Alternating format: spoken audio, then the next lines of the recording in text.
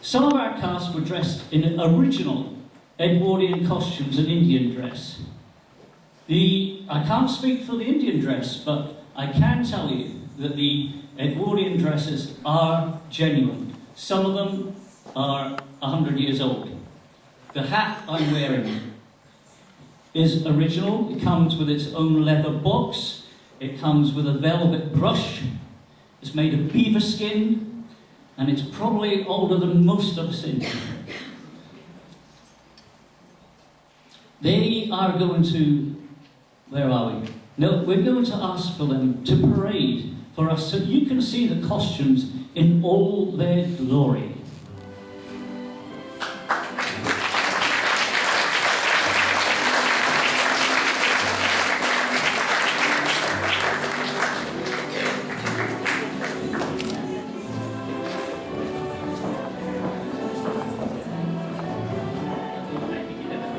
That was Elaine that just paraded for us, and this is Katie and Siobhan. Siobhan, maybe you'd like to pick up the lady's purse that she dropped while she was parading. I'll take it here. Thank you very much. There you are, my dear. Thank you very much.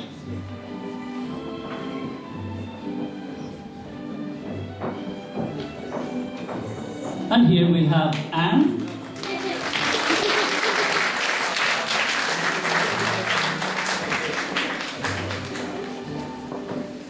As you can see, the Edwardian dresses were very feminine, with lighter colours than the Victorian era. The Edwardian era lasted from about 1901 to 1911. Ladies changed about 6 times a day, and very definitely needed a maid. They would be dressed differently for tea, boating, cards and sewing, and even driving a car.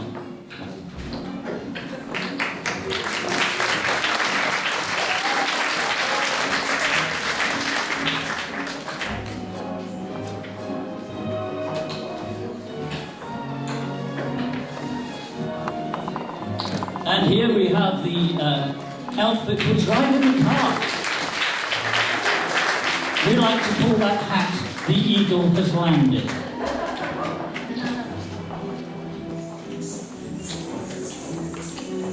And now we're going to see some of our Indian costumes.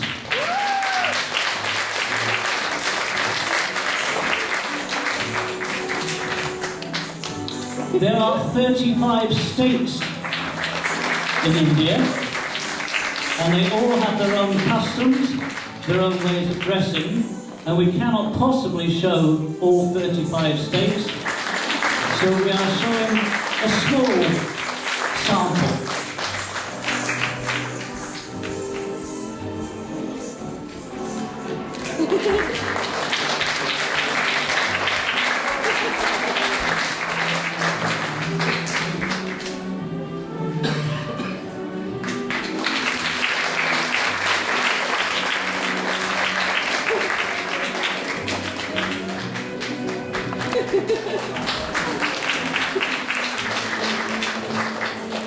You will be seeing these Indian costumes later. You're going to be very privileged to see some of the most fantastic dancing you've ever seen in your lives. So thank you very much for our models. And we're now going to leave the fashion parade, and we're going to go into our first song and dance, and it literally is a song and dance. The early forms of communication around the world were through dance, song and storytelling. This dance tells us a story.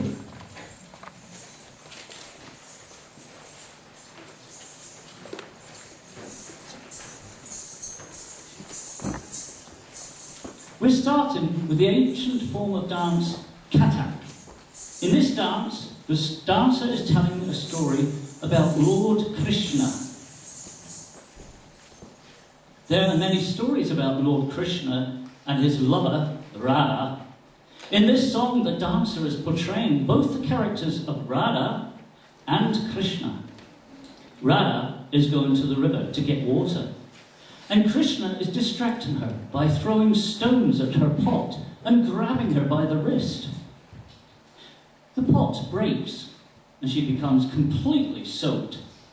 Radha is complaining that Krishna is not listening to her and is continuing to tease and annoy her. Here are some of the core gestures to describe different events in the dance. Lord Krishna, Radha, the pot carried by Radha, the river, the sari, the breaking of the pot, and the grabbing of the wrist.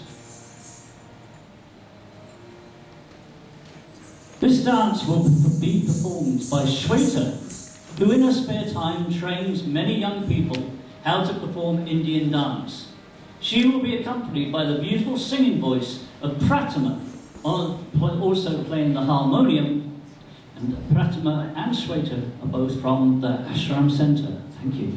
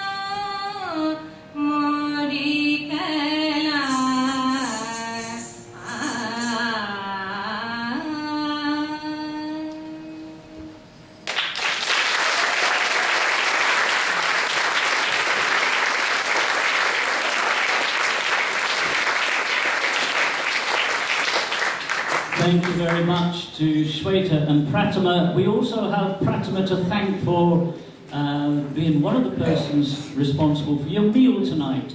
Pratima was...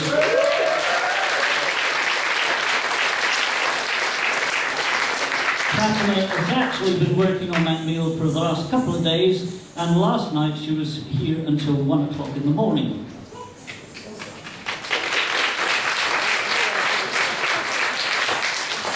Now, our journey takes us to Egypt because immediately after I told you there was going to be a change in the program, who should turn up but the daughters of ISIS? They managed to get through the traffic jam and they are here for us tonight.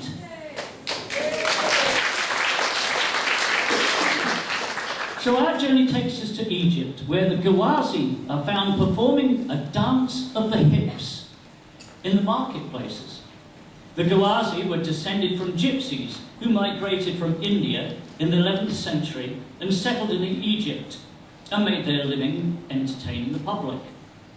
In Edwardian times, this was considered unacceptable, as dancing in public was seen as unworthy of respectable citizens. As this dance is a celebration of female sexuality, the pelvic area is emphasized in the movement and the costume. Payment for professional dancers reflected the status of the patron as well as the skill of the dancer. Those who performed for richer citizens were usually paid in precious jewels and gold necklaces. In contrast, poorer dancers who performed in marketplaces were paid in coins thrown at their feet. As they had nowhere to store their coins, they were sewn into their costumes or converted into jewels. So they wore their payment. This tradition is seen today in the coin belts. We would now like to welcome the daughters of ISIS, who will perform Gawazi style. Thank you.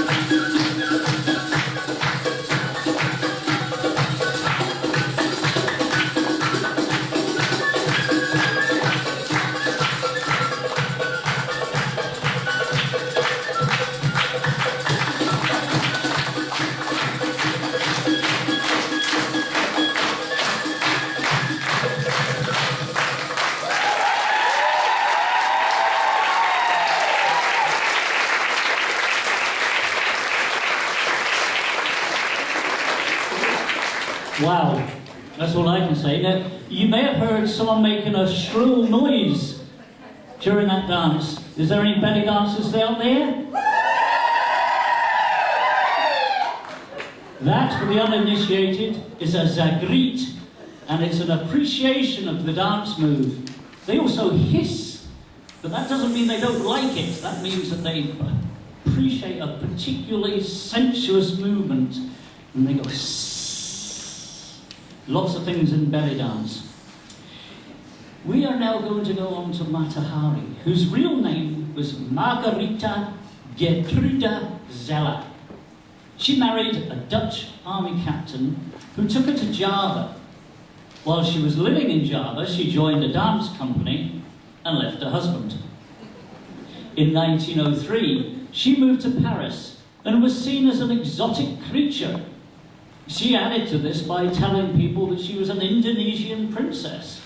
She posed for provocative photographs, and her stage show was carefree in style. She is credited with elevating exotic dance to a more respectable level. She moved in wealthy circles in Paris and mixed with politicians and high-ranking military officers. She was arrested and convicted of spying for the Germans in the First World War, and she was executed by firing squad in France in 1917. Many believe she was innocent of all charges.